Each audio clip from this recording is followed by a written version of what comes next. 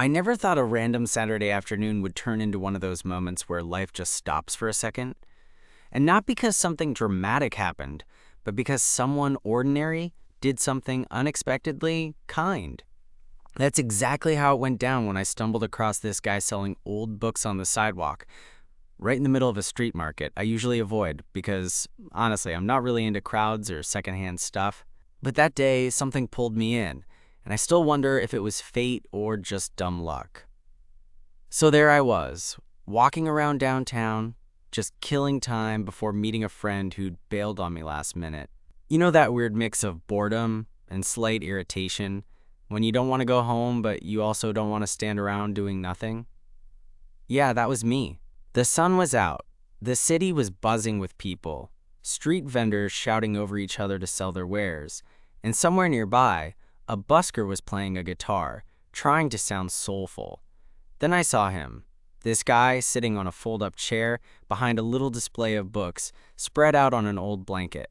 Nothing fancy, just a bunch of worn paperbacks and hardcover classics, like someone had pulled these out of their parents' attic or a college dorm room. He was kind of unremarkable at first glance. Jeans, a simple black hoodie, shaggy brown hair that looked like he'd just run his hands through it a few times. But there was something about how he sat there, completely absorbed in a book, that made me pause. Maybe it was curiosity, or maybe I just felt a little lonely that afternoon.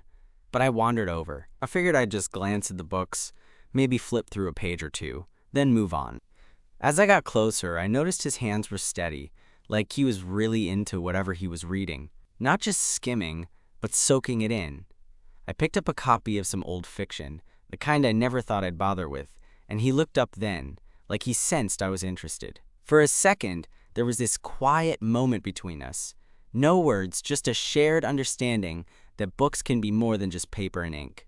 Then out of nowhere, he said, "Want me to read you a page?" His voice was calm, a little hesitant, like maybe he wasn't sure if I'd think that was weird. I laughed, partly surprised, partly intrigued. Sure, why not? He flipped the book open gently, not rushing, like it mattered which page. Then he read aloud, and honestly, it wasn't even about what was on the page. It was how he said it, with this quiet passion that made the words come alive in a way I hadn't expected. The noise of the street faded into the background, and for a moment, it felt like just the two of us, and the story he was telling. I don't know what made me stay longer after that. Maybe it was the way he looked when he read, or maybe it was how I realized I hadn't felt this, connected to someone in a long time. I just kept listening, and before I knew it, we were talking, like we'd known each other for years instead of minutes. And that's when I realized this wasn't going to be just another forgettable Saturday. Something about that guy and those books had pulled me into a story I wasn't ready to end. We ended up sitting there on the sidewalk for what felt like hours, even though the afternoon was slowly turning into evening. He introduced himself as Jamie, and the way he said it, like he wasn't used to people asking for his name, made me smile. I told him my name, and just like that, the conversation started flowing more easily than I expected. Jamie told me he collected old books because they were like little capsules of someone else's life. He'd spent years hunting for them at estate sales and thrift shops, and selling them on the street helped cover his rent. But he wasn't the kind of guy who was just trying to make a buck. It was clear he genuinely loved the stories inside those worn covers. And honestly, that kind of passion was rare to find, especially in the city where everyone seemed to be chasing the next big thing. After a while, he picked up another book, a poetry collection actually, and this time, it was his turn to read. The poem was about longing, and something about the way he spoke it made me feel like he was telling me his own story, even if the words weren't his. I found myself leaning in without even realizing it, caught up in the rhythm and the quiet intensity in his voice. At some point, someone bumped into the blanket, nearly knocking the books over. Jamie jumped up to catch them, and as he did, his hand brushed against mine. It was a small touch, nothing dramatic, but it sent this unexpected jolt through me. I pulled my hand back quickly, feeling kind of dumb for being so easily affected, but Jamie just grinned like he knew exactly what had happened. "Guess those books aren't the only things that get your attention, huh?"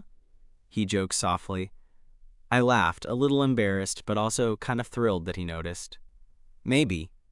We sat back down, and the streetlights started flickering on, one by one, casting this soft glow over everything.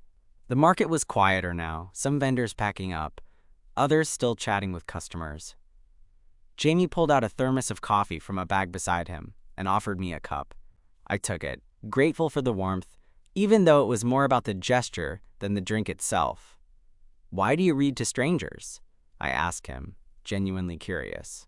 "Most people selling books just expect you to browse and maybe buy something, not listen to a random page." He took a sip of his coffee and looked thoughtful.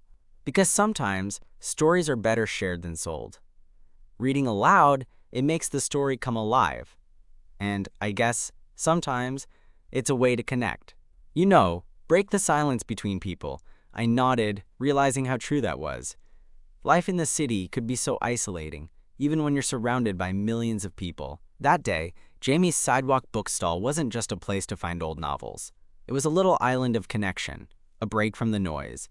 We talked more about everything and nothing. Music we liked, the weirdness of dating apps, how sometimes you just want to disappear into a good book and forget the world for a while.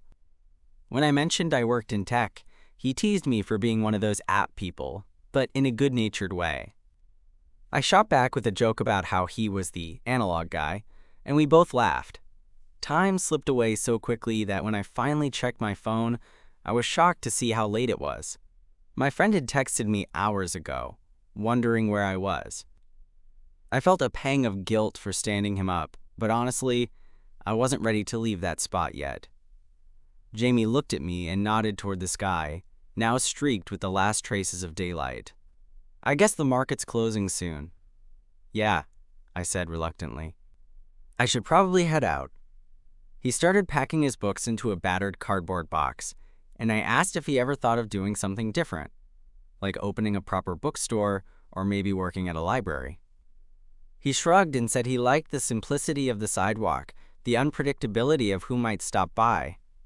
Before I left, something inside me just had to ask, "Will you read me another page tomorrow?" Jamie looked up, surprise flickering in his eyes, and then a slow smile spread across his face. "Only if you promise to come back." I laughed, feeling a warmth that had nothing to do with the coffee. "Deal." Walking away from that little bookstall, I realized I didn't want this to be just a random encounter. There was something in Jamie, something rare and real, and I was curious to see where this unexpected story might go. Because sometimes the best chapters start when you're not even looking for them. The next day, I found myself wandering back to the same corner, partly because I was genuinely curious about Jamie, and partly because it felt like the right thing to do. The street market was just waking up, the air still a bit chilly and sharp with that morning freshness. When I got there, I was relieved to see Jamie already set up, his blanket spread out, books neatly stacked, and that same easy smile on his face. "Look who actually showed up," he said, raising an eyebrow but sounding pleased. I grinned back, feeling a bit sheepish. I wasn't going to break my promise. He handed me a steaming cup of coffee, the same brand as yesterday, which made me wonder if he'd gone out of his way to get it. I took a sip and it was surprisingly good, like he knew exactly what I liked without me saying a word. We fell into the same rhythm pretty quickly. Jamie picked out a book at random and read me a passage, this time from an old travelogue about a guy's adventures through Europe. As he read, I noticed the way his eyes lit up when he got to the funny parts, and the subtle way his voice softened with the more reflective bits. It was easy to get lost in the story, but also in him.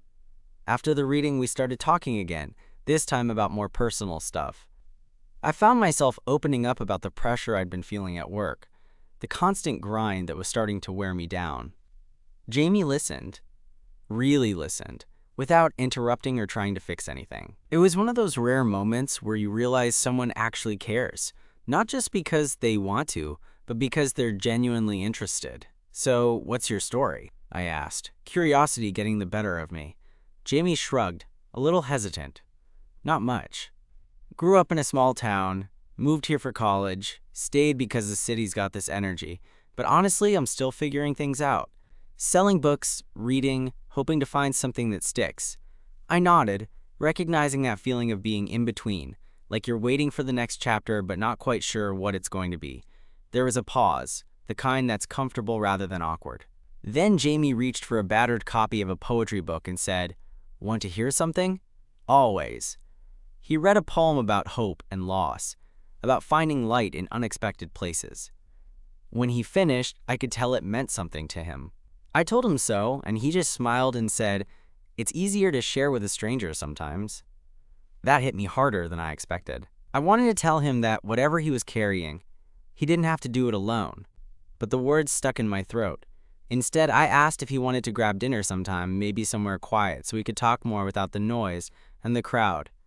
Jamie looked surprised, but in a good way. He nodded slowly. "Yeah, I'd like that." We exchanged numbers, and the rest of the day passed in a blur of work and anticipation.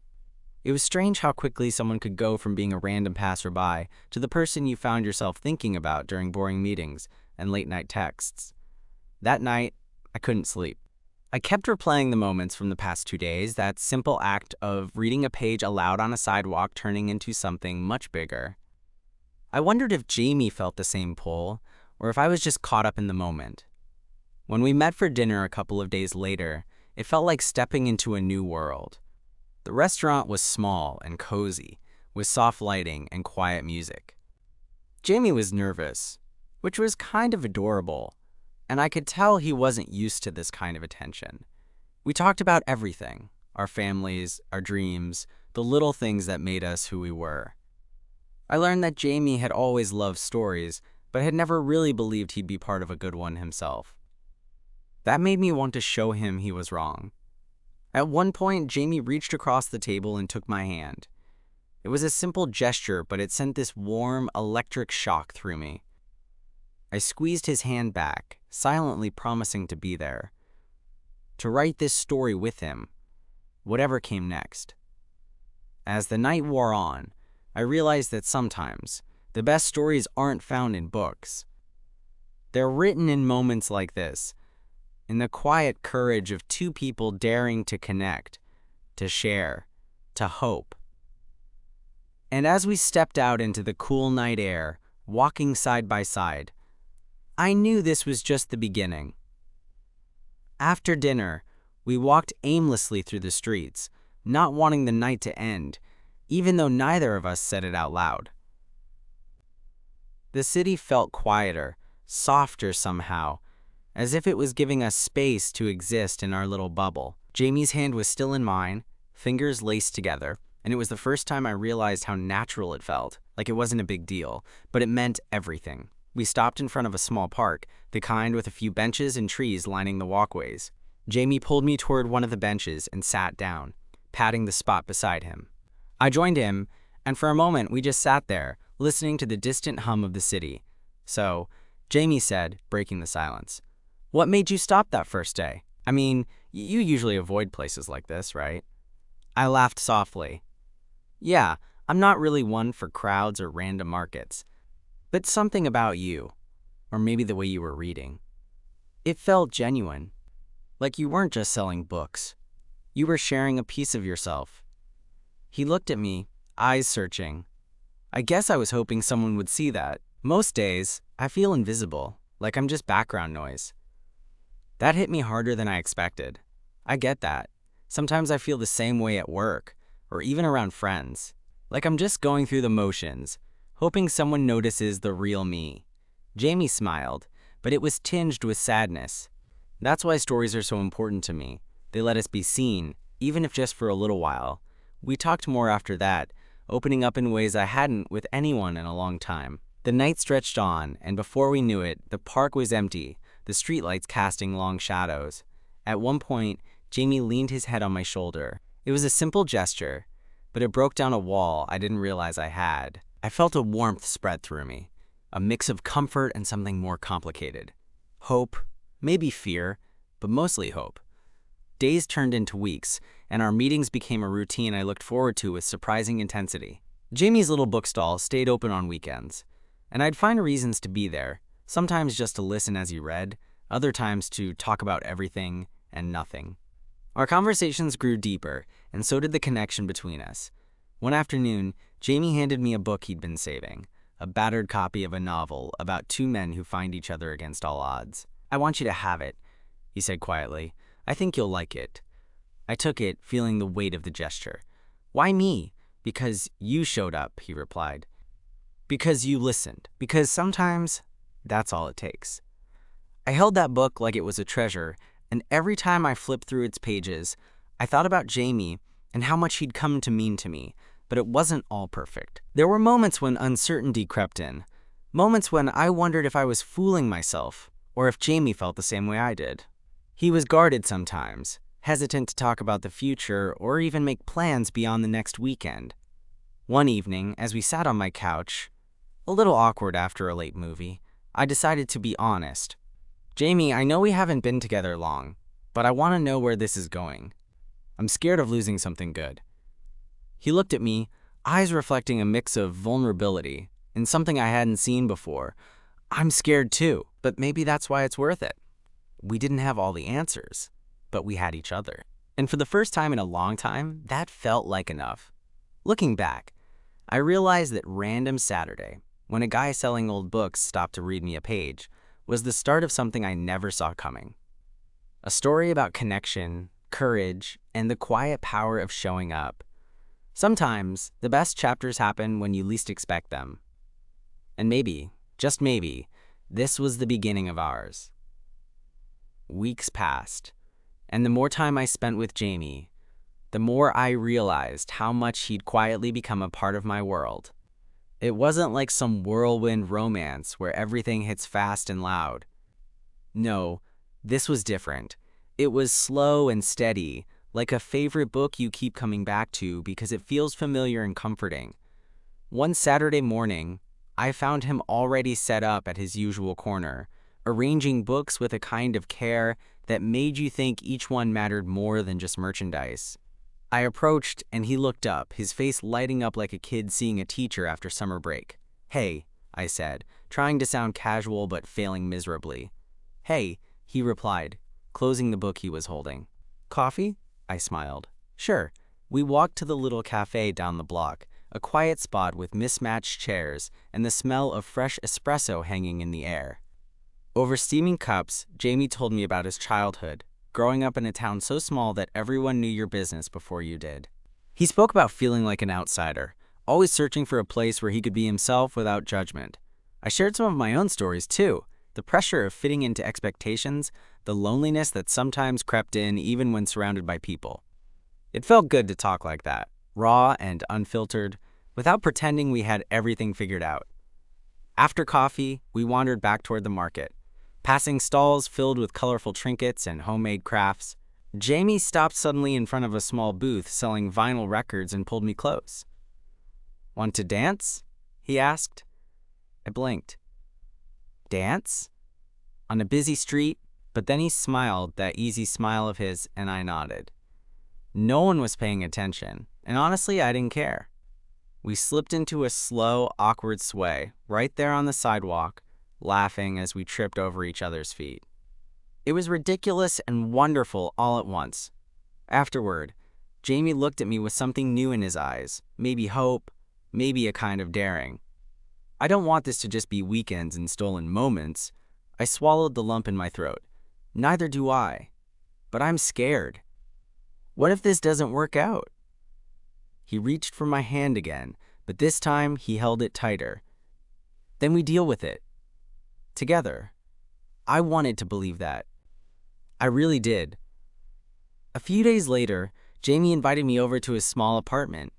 It was cozy, filled with stacks of books and little notes pinned to the walls. I noticed a framed photo of a younger Jamie with his family, and for the first time, I saw the weight behind some of the things he'd shared. We cooked dinner together in his tiny kitchen, the kind of meal where nothing goes perfectly, but it doesn't matter because you're laughing through the mess. Afterward, we settled on the couch, crowded into a blanket, and Jamie pulled out a book he'd been saving. "This one's special," he said. He read me a story about two people who found each other despite the odds, and as he spoke, I felt every word seep into me, like the story was ours too. When he finished, I looked at him and realized I didn't want to hold back anymore. "Jamie, I like you, more than just a friend or someone I meet on the weekends." He hesitated, then smiled that shy, genuine smile. "I like you too." It wasn't a dramatic confession, no fireworks or grand gestures. Just two people admitting what they already felt in the quiet spaces between words. From that night on, things shifted. We started making plans beyond the market. Movie nights, lazy Sundays, even tentative talks about a future that felt both scary and exciting. Of course there were bumps. Moments when doubts crept in, or when past insecurities threatened to pull us apart. But each time, we talked. We listened. We showed up. One evening as we walked home under the city's glow, Jamie reached out and took my hand again. Only this time, it felt like a promise rather than a question. "Thanks for reading with me," he said softly. I squeezed his hand and smiled. "Thanks for reading me." Sometimes I think about that first day, how a simple page read aloud on a sidewalk turned into something neither of us expected. Life has this funny way of surprising you when you least expect it. And honestly, I wouldn't have it any other way. I think the thing that surprised me most wasn't that I fell for Jamie, but how it happened so quietly, almost without either of us realizing it. One day, we were just reading books on the sidewalk, and the next, I was imagining a life that included him in it. It wasn't one of those sudden, cinematic moments, though I wish it had been, but a slow, steady build of afternoons, conversations, and little gestures that just made me want to be near him more and more. One evening, a few weeks after we'd started officially seeing each other, Jamie invited me over to his place for dinner again. This time, I noticed something different about him. He seemed more relaxed, more open. Maybe it was the way his eyes caught the light, or how he laughed without holding back when I made a dumb joke about burning the pasta. After dinner, we sat on his couch, a little closer than usual. The city noise filtered through the windows, but inside, it was just us and the quiet hum of understanding. "I want to show you something," Jamie said suddenly, standing up and disappearing into his bedroom. I waited, curious. When he came back, he was holding a small box, worn at the edges, tied with a faded ribbon. "This belonged to my grandmother," he said, sitting back down and opening it carefully. Inside were old letters, photographs, and a little leather-bound journal. He flipped through the journal's pages, running his fingers over the faded handwriting. She was a storyteller, too, always writing little notes and memories. I think that's where I got it from. I reached out and touched the journal gently. "You carry stories with you, don't you?" Jamie smiled softly. "Yeah, they remind me of where I came from and sometimes where I want to go." There was something about that moment, the way vulnerability hung between us, that made me want to lean in to close the gap. I did, and our lips met in a quiet, slow kiss that felt like an unspoken promise. Over the next few days, I found myself thinking about that night a lot. Maybe it was the way Jamie seemed to open up more, or the way our connection deepened beyond words and stories. Whatever it was, I knew I didn't want to lose it, but life, as it always does, threw in a curveball. One afternoon, Jamie told me he'd been offered a job, something more stable, an actual bookstore position in a different part of the city. It was exactly what he'd wanted, but it meant he'd have to pack up his sidewalk stall and move on. I could see the excitement in his eyes, but also the hesitation. "I don't want to lose what we have," he admitted, "but I don't want to give up this opportunity either." I took his hand, feeling the weight of the moment. "We'll figure it out. Whatever happens, we'll figure it out." That week was a whirlwind of change. Jamie packing boxes, saying goodbye to regular customers, and planning his new routine. We spent late nights talking about how to keep things going, how to balance his new job with the life we were building. And then there was the unexpected part, meeting his friends, seeing the world he came from, and sharing my own in return. It wasn't always smooth. Jamie's circle was tight-knit and protective, and I had to learn to find my place in it, just like he did in mine.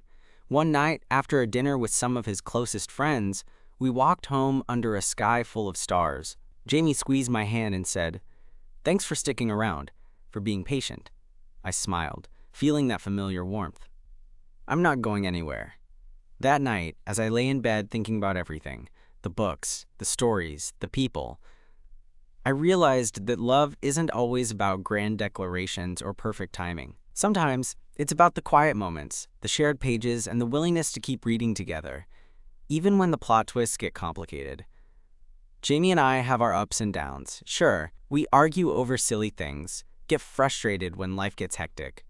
and sometimes wonder if we're moving too fast or not fast enough. But every time, we come back to those moments that brought us here, the books, the reading aloud, the feeling of being seen. I don't know what the future holds for us. Maybe there will be more chapters filled with unexpected surprises or difficult choices. But I do know one thing. I'm glad I stopped to listen to a guy who was selling old books on the sidewalk, because sometimes all it takes is a single page read aloud to start the story of a lifetime.